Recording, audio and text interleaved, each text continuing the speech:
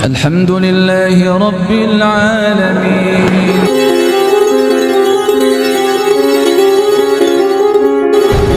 Ketika kita memiliki anggota keluarga yang sakit keras, maka disunnahkan mendatangkan tadi itu orang tua, dalam konteks Nabi sebagai ayahanda Zainab. Dalam kapasitas sebagai Rasul, maka pelajarannya adalah disunnahkan mendatangkan orang yang kita anggap alim untuk dimintai pertimbangan, untuk dimintai doa.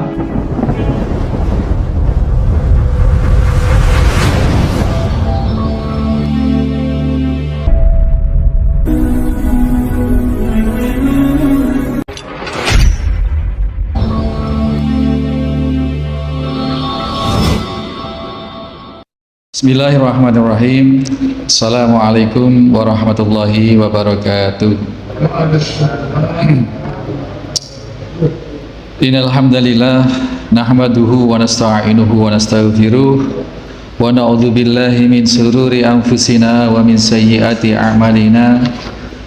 May yahdihillahu fala mudhillalah wa may yudlil fala hadiyalah. Asyhadu an la ilaha illallah wahdahu la syarikalah. Asyhadu anna Muhammadan abduhu wa rasuluhu la nabiyya ba'dah. Allahumma salli wa sallim wa barik ala Muhammadin wa ala alihi wa sahbihi wa mawalah. Hadirin hadirat bapak-bapak, ibu-ibu jamaah Masjid Al-Muslimun Curah Jeru Panji Situbondo rahimani wa rahimakumullah. Kita sudah memasuki hadis yang ke-29 kali ini. An Abi Zaid, yakni hadis dari sahabat Abu Zaid, Usamah bin Zaid bin Harithah. Zaid bin Harithah ini maula Rasulullah sallallahu alaihi wasallam. Wahibbihi wabni hibbi radhiyallahu anhuma. Jadi Usamah bin Zaid bin Harithah ini merupakan anak kesayangan dari kesayangan Nabi Shallallahu Alaihi Wasallam. Usamah bin Zaid ini adalah anak kesayangan dari bapaknya Zaid bin Harithah. Zaid bin Harithah merupakan kesayangan Nabi Shallallahu Alaihi Wasallam.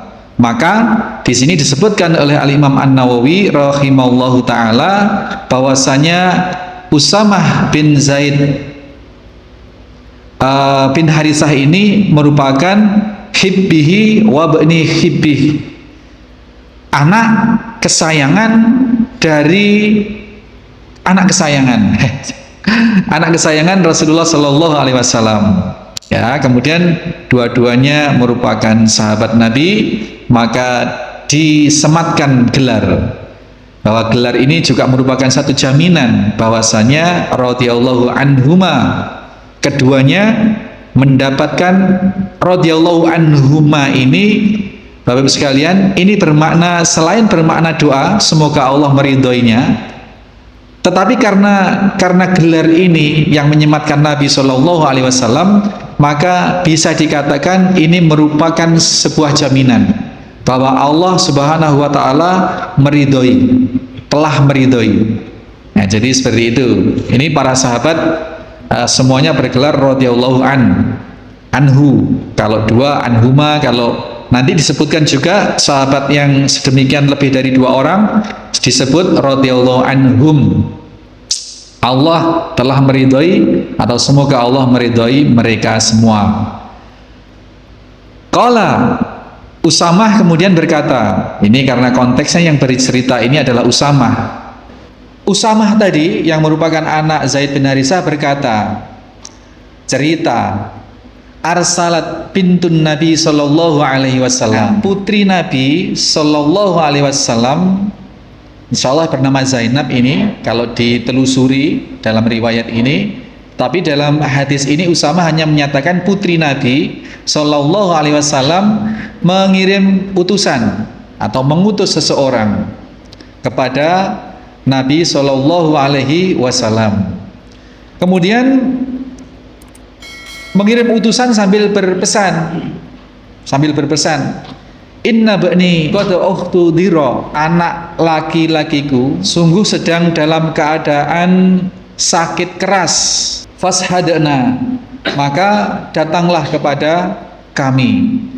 Putri Nabi mengirim utusan dengan berpesan bahwasanya cucu Nabi, anak dari putri Nabi ini sakit keras, maka putri Nabi ini mengharap agar Nabi mendatangi mereka. Ini sekaligus kita ambil faedah, Pak, bahwasanya di saat kita berkesusahan, dalam konteks ini kita memiliki anggota keluarga yang sakit, kita boleh, atau bahkan dalam kisah ini karena ini tidak diingkari oleh Nabi SAW, maka jadi semacam kesunahan untuk mengundang orang tua.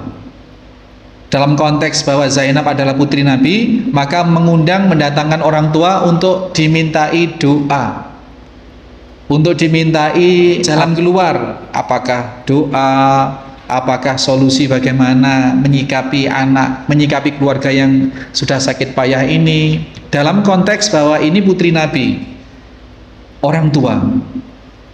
Tapi dalam konteks bahwa Nabi sebagai Rasulullah Shallallahu Alaihi Wasallam, maka pelajarannya adalah disunnahkan ketika kita berkesusahan memiliki keluarga yang sudah sakarat seperti itu, sakaratul maut, atau di rumah sakit sudah di ICU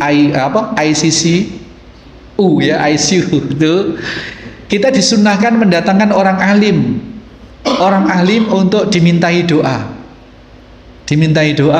atau dimintai nasihat bagaimana menyikapi ini. Kalau seandainya nanti misalkan macam-macam datang, itu kan tujuannya macam-macam.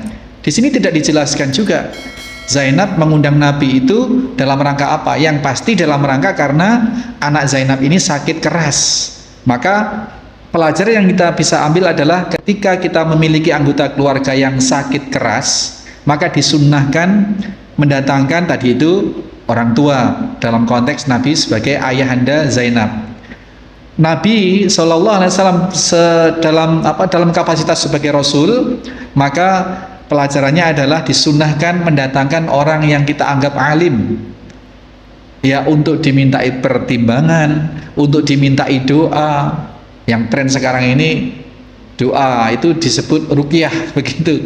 Dan saya sering sekali seperti itu karena memang setiap Selasa Jumat kita bertugas di rumah sakit itu untuk mendatangi pasien-pasien untuk didoakan, dengan bahasa lainnya diruqyah begitu. Sehingga di luar agenda itu ada keluarga-keluarga yang membutuhkan itu. Ya untung saya punya tim, jadi tidak terlalu terporsir saya, Pak. Punya tim untuk itu. Nah ini disunahkan, ya disunahkan. Undang seseorang untuk dimintai, termasuk dimintai pertimbangan, ini bagaimana menyikapinya, ini bagaimana sholatnya kalau sudah punya keluarga yang tidak bisa sholat karena sakit. Ini perlu solusi, Pak. Perlu konsultasi kepada orang yang lebih ngerti. Apakah nanti kalau sudah berbaring, sudah koma 1 minggu ketika meninggal, haruskah disolatkan oleh orang-orang, dihitung berapa waktu yang tertinggal? Sudah koma 2 tahun misalkan, dihitung ya berapa kali waktu yang ditinggalkan, kemudian diundangkan orang banyak untuk sholat mengganti atau mengkodok sholat itu. Apa seperti itu? Nah ini perlu konsultasi dengan orang-orang yang faham agar tidak salah kita, agar tidak salah. Ini jadi mendatangkan orang alim dalam rangka untuk mendoakan, dan apapun yang bisa diambil faedah dari orang alim itu untuk ditanya-tanya, ya bagaimana nanti kalau memandikan di rumah sakit misalnya seperti itu. Banyak hal yang bisa diungkap. Nah kemudian setelah Zainab atau putri Nabi ini mengutus utusan dengan harapan agar Nabi datang, fa'arsala yuqri'us salam wa yaqul, Nabi tidak langsung memenuhi, Pak. Ya, kayaknya Nabi lagi sangat repot dan Nabi sedang dalam urusan yang di luar urusan keluarga. Sehingga Nabi kembali kepada utusan tadi itu mengirim salam dan berpesan untuk putrinya. Sampaikan kepada putriku, innalillahi ma akhadha walahu ma a'ta. Bagi Allah lah segala apa-apa yang telah dia ambil, dan bagi Allah pula lah segala apa-apa yang telah Dia berikan. Ini satu nasihat yang singkat tetapi padat, Pak. Wa kullu syai'in indahu bi ajali musamma. Dan sesungguhnya setiap sesuatu di sisi Allah ini telah ditulis waktunya atau ditulis ajalnya. Ini jawaban yang kembali dikirim oleh Nabi Shallallahu Alaihi Wasallam. Kira-kira Bu, kalau kita sudah dalam keadaan panik, anggota keluarga kita sekarat, tersengal-sengal misalkan, sudah di ambang kematian, terus kita mengharapkan seseorang untuk datang. Kemudian seseorang itu kembali dengan hanya berpesan seperti itu. Sudah Bu, sabar, karena semua adalah milik Allah. Apa yang telah Dia ambil dan apa yang telah Dia berikan kepada kita ini adalah milik Allah semua. Dan segala sesuatu apapun itu, apakah kematian, apakah apapun rezeki kita, segalanya telah tercatat, telah ditentukan waktunya, ajalnya. Nah seperti itu. Jadi kalau kita kayaknya kita gimana mendapati nasihat semacam itu? Mesti kita cuman gitu, aku nggak butuh nasihat itu, aku butuh solusi. Kayaknya kalau kita seperti itu, Pak. Nah, tapi ini Sayyidah Zainab ini, putri Rasulullah Sallallahu Alaihi Wasallam ini menerima nasihat itu, tetapi beliau masih tidak menyerah. Kemudian kembali kepada utusan itu. Masih ada lanjutan tadi. Wa kullu syai'in indahu bi ajali musamma, dan setiap segala sesuatu di sisi Allah itu telah ditentukan ajalnya atau ditentukan waktunya. Fal tashbir wal tahtasib, maka bersabarlah dan mengharaplah pahala dari Allah Subhanahu wa taala. Pelajaran yang bisa kita ambil habis sekalian, bahwasanya kita boleh untuk menunda atau tidak mendatangi undangan orang untuk menjenguk orang sakit. Misalkan seperti ini, Mas Busairi. Mas Busairi ini dipeseni seseorang untuk datang untuk menjenguk atau mendoakan orang sakit. Atau saya misalkan diminta datang ke rumah sakit atau ke rumah orang untuk meruqyah karena dia sakit. Ini tidak wajib datang. Ya, tidak wajib, tidak ada kewajiban yang mengikat untuk datang. Kalau memang tidak bisa atau memang tidak longgar atau memang lagi tidak memungkinkan, ya tidak datang, tidak apa-apa.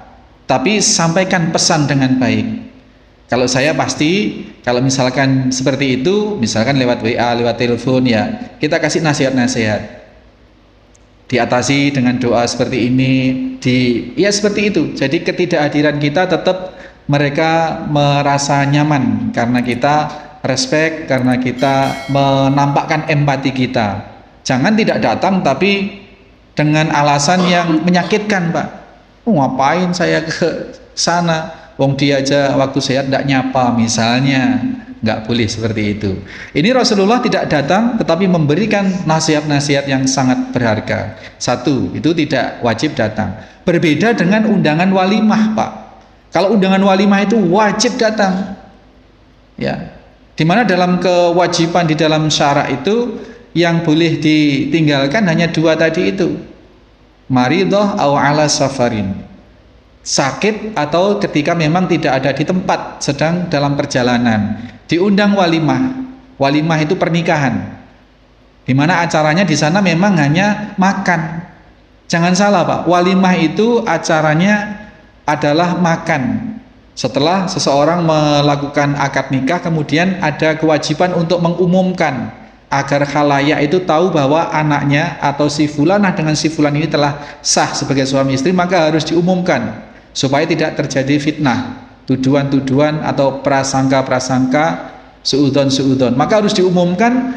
Nah, disunnahkan bagi orang yang mengumumkan ini untuk membuat acara walimah. Walimah itu makan. Jadi datang ya intinya untuk makan. Hanya di Indonesia saja kayaknya walimah itu masih serangkaian acara yang panjang, makannya belakangan. Yang betul walimah itu ya datang makan. Kayaknya yang betul malah di resepsi itu. Ketika datang langsung dipersilakan memberi ucapan selamat dulu, terus turun makan, habis itu pulang. Tidak ada lain-lain. Itu walimah. Maka apabila ada walimah yang kemudian dibarengi dengan acara-acara ritual yang tidak ada tuntunannya, kemudian ini urusan berbeda. Kalau jenengan tidak datang karena untuk menghindari misalkan ritual yang tidak syar'i tadi itu, ya justru itu yang memang yang terbaik. Karena walimah ini, dalam konteks walimah ini adalah makan, tidak untuk yang lain-lain gitu. Jadi paham ya Pak? Jadi kita bisa membedakan. Nah, kalau untuk walimah kita wajib datang. Untuk undangan untuk orang sakit tadi tidak wajib gitu nggih. Ini untuk undangan. Kemudian Nabi memberikan pesan seperti itu, dan putri Nabi tidak patah semangat, tidak putus asa. Fa arsalat ilaihi tuqsim alaihi layatiyannaha. Kemudian putri beliau ini bersikeras untuk mengutus kepada utusan tadi itu untuk kembali kepada Rasulullah SAW dengan menyatakan bahwa demi Allah, kali ini pesannya adalah dengan bersumpah bahwasanya demi Allah kondisi ini sangat mengharapkan ayahanda atau baginda Nabi untuk rawuh, untuk datang. Karena putri Nabi paham orang-orang alim itu kalau sudah dibuka dengan perkataan sumpah demi Allah, maka dia akan luluh, dia akan sangat terketuk. Wallahi, demi Allah ayahanda, demi Allah ya Rasulullah, aku sangat mengharapkan kehadiranmu kepada kami, saya dan anak yang sedang sakaratul maut ini. Kemudian faqama, barulah Nabi SAW berdiri dan berjalan ke arah rumah putrinya tadi itu. Ma'ahu, bersama Nabi ini ternyata ikut Sa'id bin Ubadah, wa Mu'ad bin Jabal, wa Ubay bin Ka'ab, wa Zaid bin Sabit, wa rijalun radhiyallahu anhum. Ada beberapa sahabat. Ternyata Nabi tadi itu sepertinya sedang rapat, sedang dengan para sahabat utama, sahabat-sahabat yang memang sahabat bukan sembarangan.